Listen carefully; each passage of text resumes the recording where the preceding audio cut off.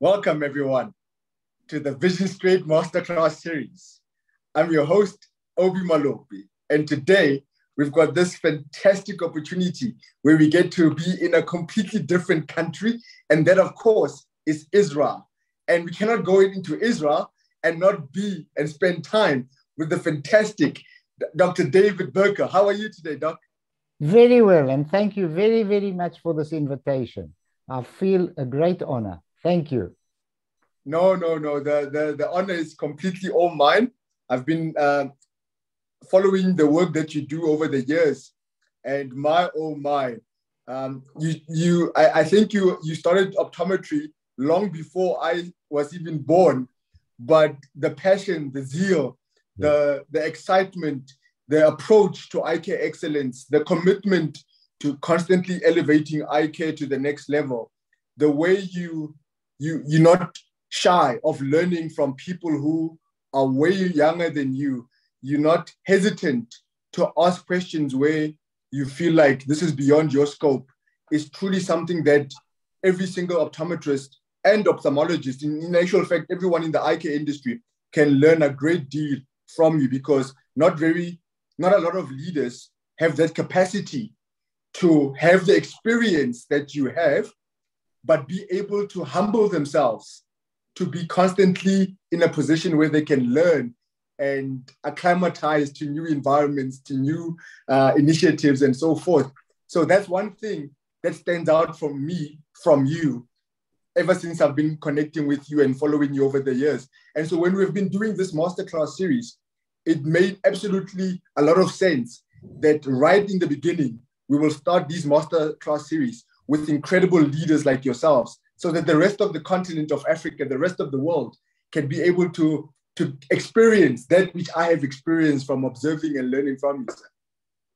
Thank you very, very much for all these kind words. Yes, yes, I started studying optometry in 1973 in what was then known as the School of Optometry, which was in Elof Street, next to the station. That's where that's where we did our first year. Then in the second year, we moved to the Technikon in Doornfontein. And we carried on there until we qualified as optometrists. I don't think it's there anymore, but in the 1970s, that's where we studied optometry, in a building in Doornfontein. So you were originally from South Africa? Yes, absolutely. I was born in South Africa. I lived in Pretoria in my childhood, and then my parents moved to Israel and I came here. I went to high school here, and then I did my military service, and then I went back to Joburg, what was then known as Johannesburg, and I started studying optometry. Wow. All along, I wasn't aware that you have been based in South Africa and that you did your optometry here. This is something that's new to me. Okay. Yes, absolutely. And after qualifying, then I came back here to Israel, and my father was also an optometrist, so I joined his practice. But after 10 years, I left him and I went and opened my own practice in a shopping mall, which was a good move for me. But I must put it quite clearly, I was there for 23 years. Wow. In the shopping center. And then I sat down with myself and I said to myself, where is optometry going to? And I analyzed the situation as follows. Being in a shopping center, I see you have to be a good salesman because you've got to sell the goods, as well as doing optometry. And then I came to the conclusion, either I've got to be the cheapest or I've got to be the best. Wow. I realized that I cannot be the cheapest. There'll be always somebody selling optometry facilities cheaper than me. So I said to myself, I'm leaving this shopping mall. I'm moving my practice to a clinic, and I want to be the best. So I moved to a clinic. I then followed and did my master's, where I was accepted to do it in Ulster, which is Ireland. And I did my master's degree there in optometry in clinical visual science. And I was in a clinical practice where I strive to do general optometry, and my passion is contact lens fitting. When when I finished my master's degree, I then became a fellow of the American Academy of Optometry, of the fellow of the British Contact Lens Association, and the fellow of the International Association of Contact Lens Educators. But I did one other thing.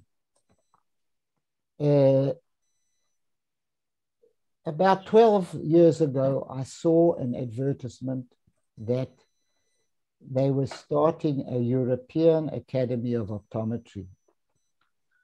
And I saw a vision then that I wanted optometry in Israel to upgrade itself and possibly be connected with this. So I traveled to Copenhagen, and I was a founder member, with amongst others, of course, of the European Academy of Optometry and Optics. Because I wanted Israeli optometrists to try and be connected with this association. The following year, I became a fellow of the European Academy of Optometry, and I've been going to the congresses every year in different countries in Europe. And of course, I give presentations there, not only there, but there.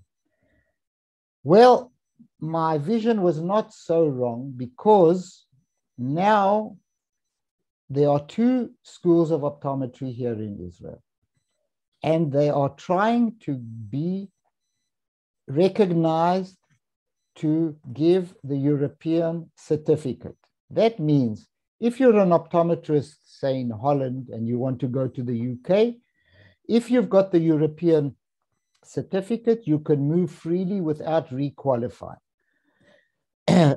And now the Israeli schools of optometry are trying to get their certificate, because we are trying to work at it very hard.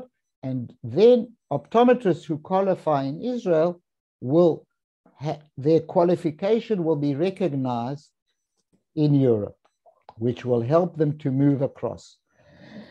Excuse me. Because, for instance, when I qualified in South Africa and I wanted to practice in the UK, I couldn't, even then. Correct. I couldn't go.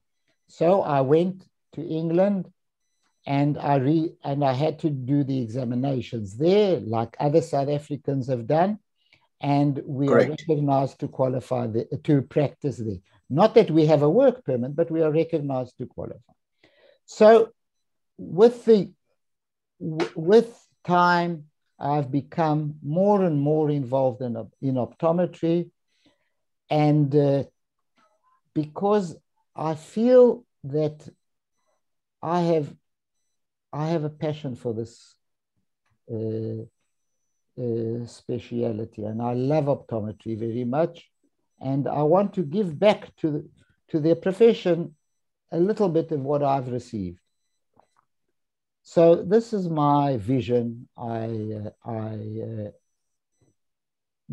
travel all over the world to present I present wherever I'm invited, and I give presentations, and I come back home. I present here very frequently at the local meetings, and I love what I'm doing. We can definitely see that, because it shows from the work that you do, but also it shows from the respect that you get from industry peers. Other global leaders hold you in high regard, and that can only happen as a result of your work ethic being high, your approach, your attitude, your integrity within the eye care industry speaks volumes. And right at the beginning, you said you made a decision from the onset, where you said you're either going to be an optometrist who is going to be dependent on sales, pricing, discounts, or you're going to create a niche for yourself where you're going to go and become the very best within that niche, because then it means then the service that you're giving patients is not dependent on their affordability, is dependent on what is best for the individual needs. And you are in a position then to constantly educate them, manage them based on their needs. And then they're in a position to know that if I don't go with what you're recommending, I will be experiencing this. If I go with what you're recommending, this is the value of what I'm going to be getting. Now, would you say that there is not enough optometrists who have that long-term vision of the type of optometrist that they want to become? Because I'm a firm believer that the type of optometrist that you want to aspire to become as a young professional will determine the type of optometry practice that you will work in eventually. But when you look at your generation of optometrists compared to the optometric landscape right now in the rest of the world, would you say that there are enough young people who are going out of their way to find a speciality within the profession of optometry? Oh, very good question. I unfortunately am a bit despondent. I do feel that the young optometrists that are leaving optometry school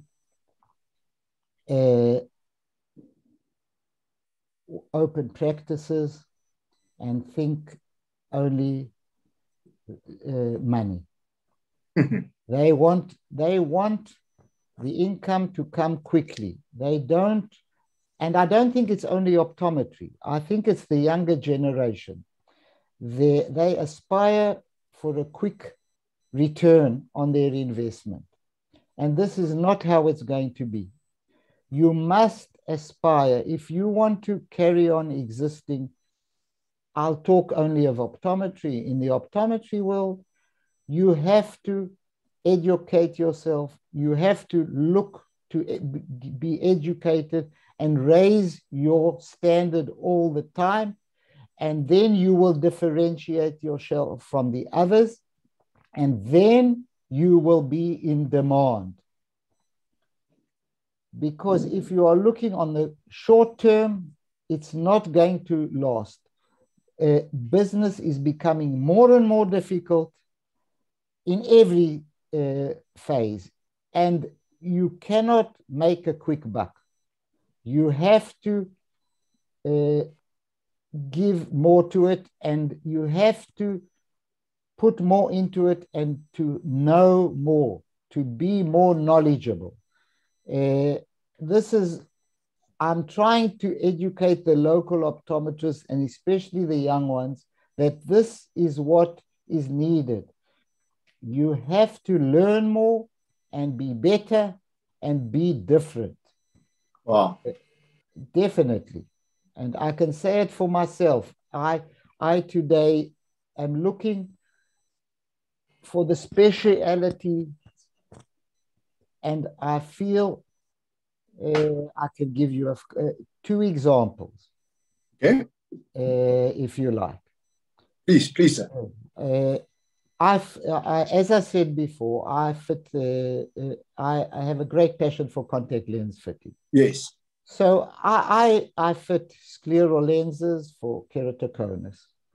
Now, for example, there's an instrument called eye surface profiler by Eaglet, which maps the sclera, etc. For instance, I am the first one in Israel to have brought this machine. Sure. Because it gives you a good fit. It helps you fitting the lens better. So I have brought this machine in. I'm the only one. Wow. I'll give you a second example.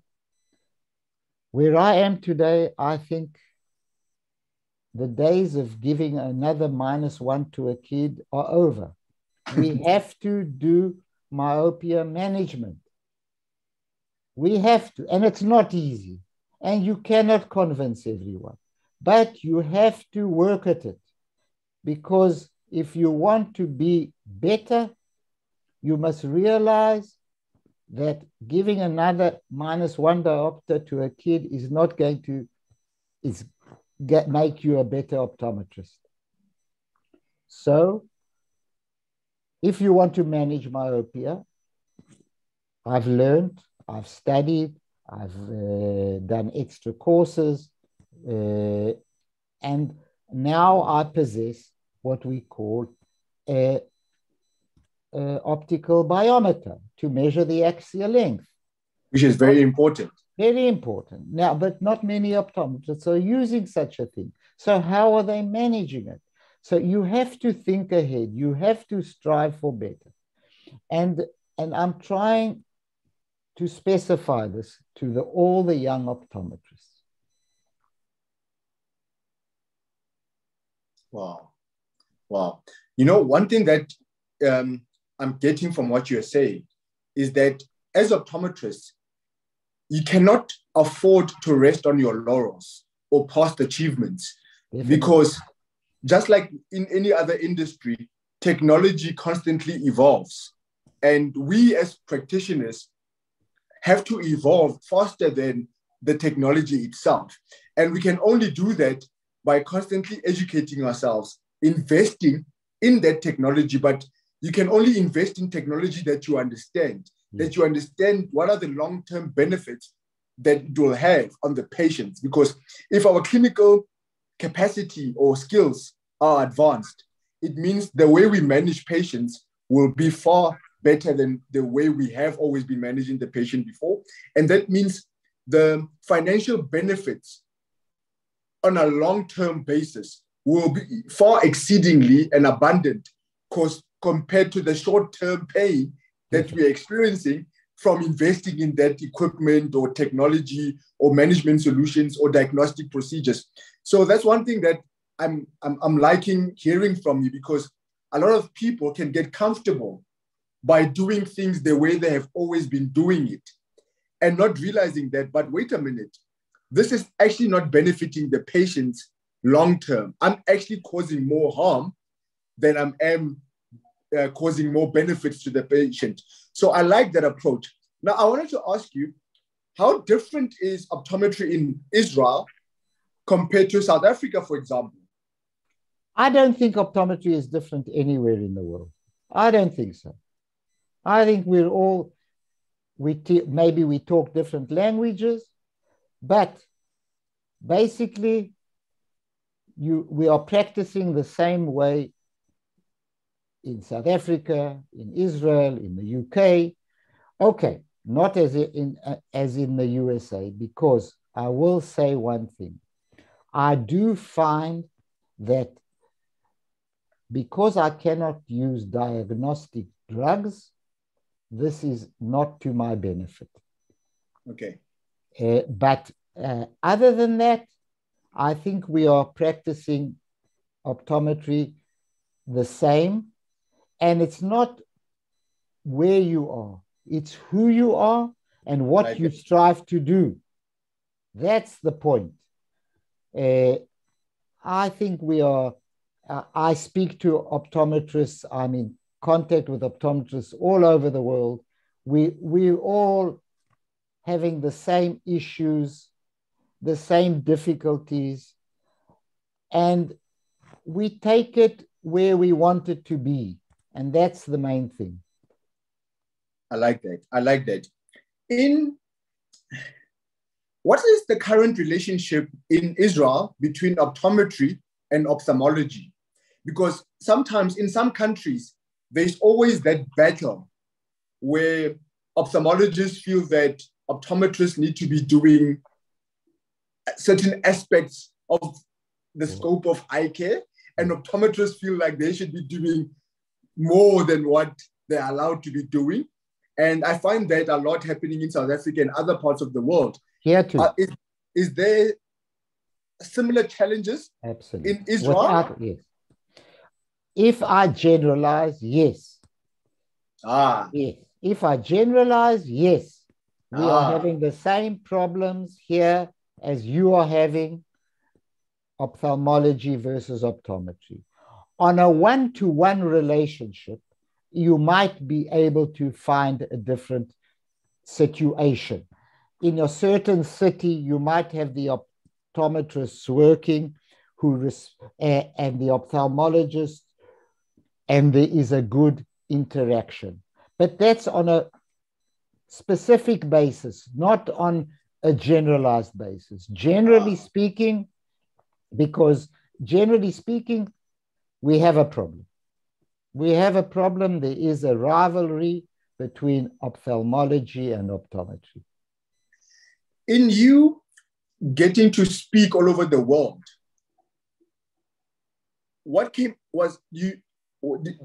did you always want to do that? Or it came as a result of you wanting to elevate eye care in Israel and realizing that the best way for you to do that would be to be involved and be exposed to what is happening in other eye care markets all over the world.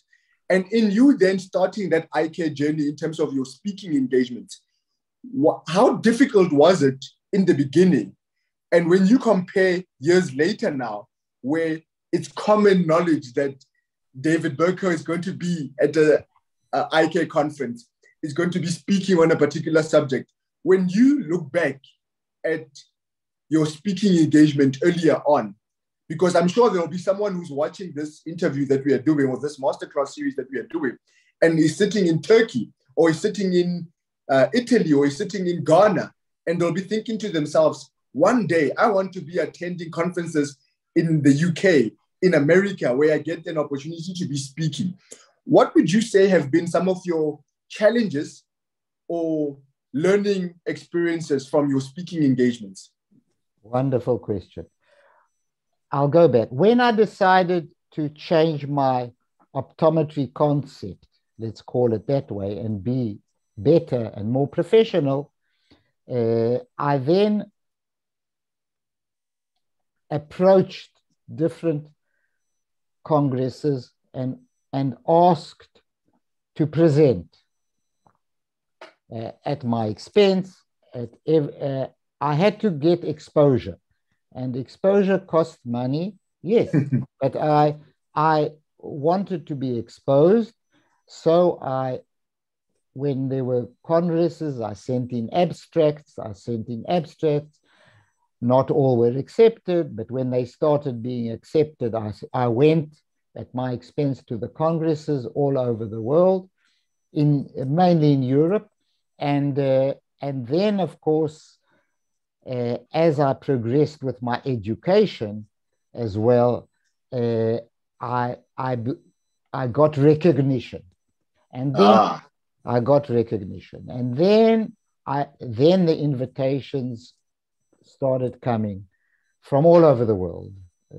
People saw me. People from Russia came to a congress in Scotland and saw me there, and then they invited me to Russia. And this is how it's going on. I gave a paper in Vienna, and now I'm asked to come and give a presentation in Barcelona.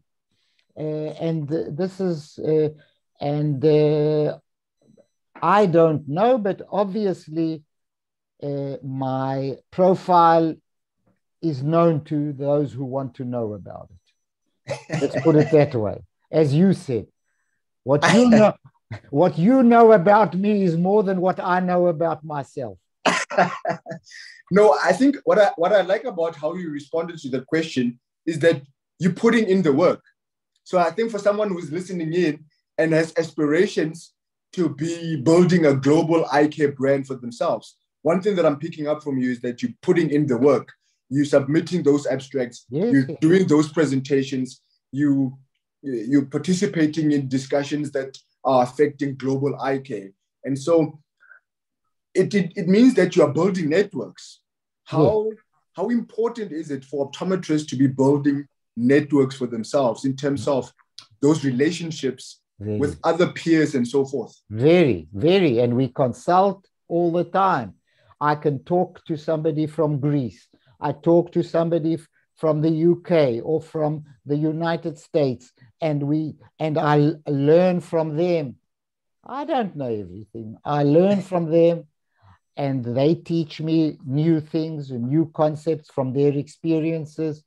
And this upgrades my standard of optometry. If I can offer my view, I'm asked also, and I give my view.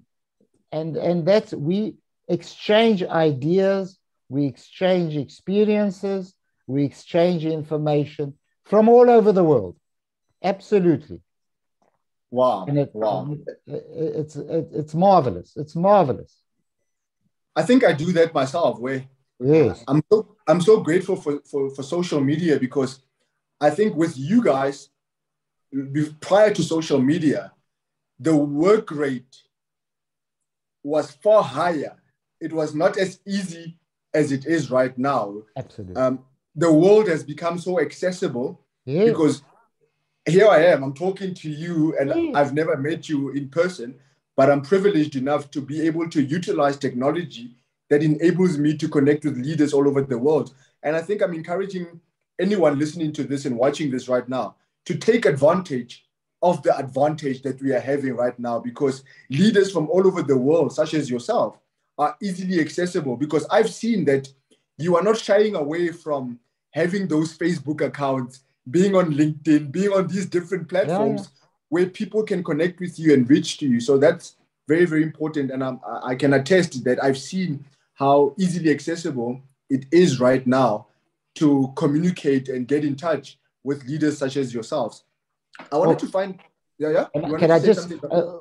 on this point that you are saying, I want to just add something. We have seen now in the 2 years of COVID, we have had congresses on Zoom. Anybody could connect to it.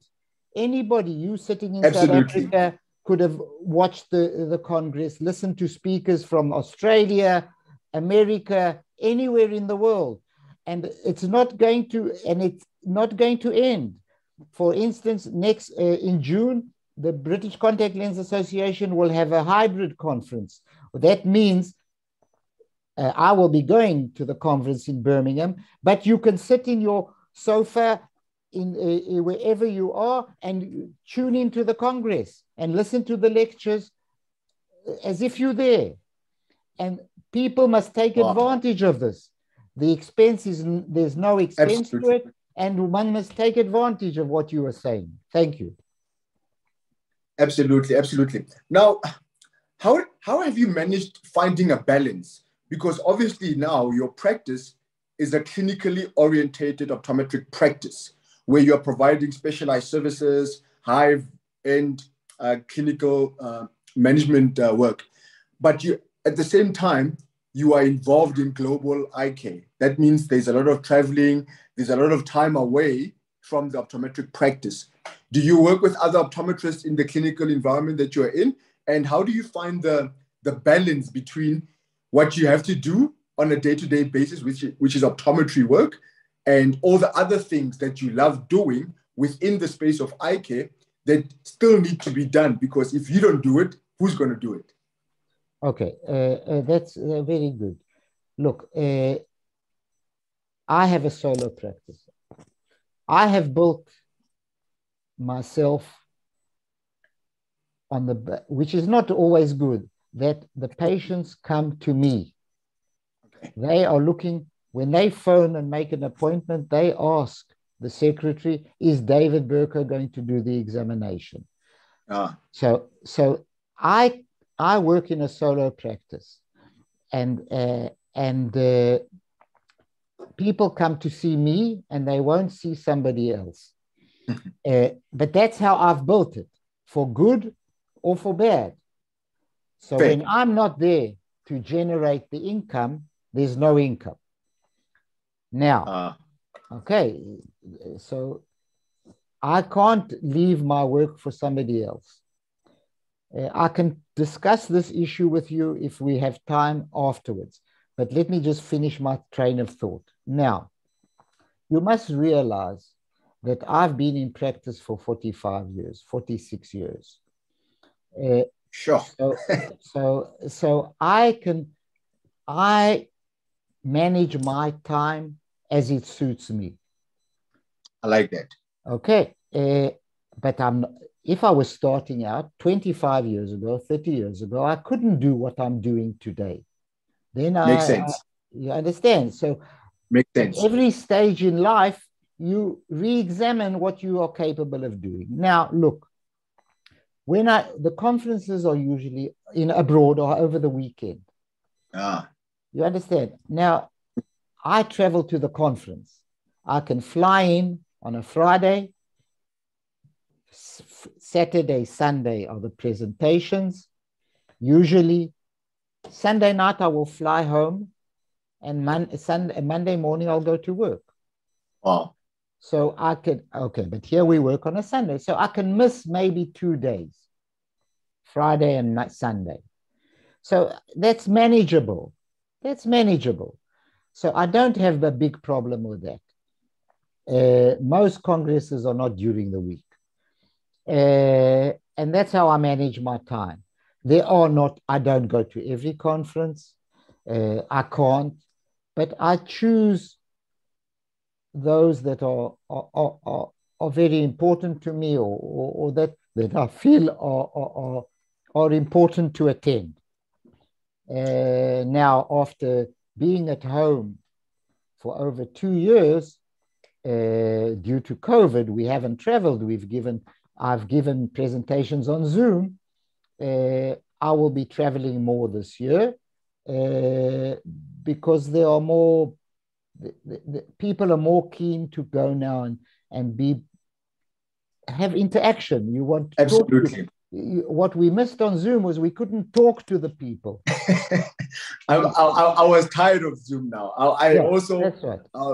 I'm going out now more, attending those events, because 2 years was very, very long. And it makes me want to ask you then the next question. I don't like talking about COVID, but when you're sitting next to a person like yourself who has built what you have built for 4 decades, it's important that someone who's starting out in practice now in the last 5 years can be able to pick up pearls of wisdom and inspiration from someone like yourself that they can apply in their practice. How did you navigate post-COVID? I've been very careful. Masks. I have screens on the instruments like the slit lamp. People are cleaning themselves. There are sensitizers. All these things. We are very, very careful. We ask the patients to come in and show their certificates that they've been had the vaccine. I don't want to say anything, but up till now, I've passed it okay. But then from a business point of view, it's affected business. The first few months, there was a catastrophe. There was a catastrophe.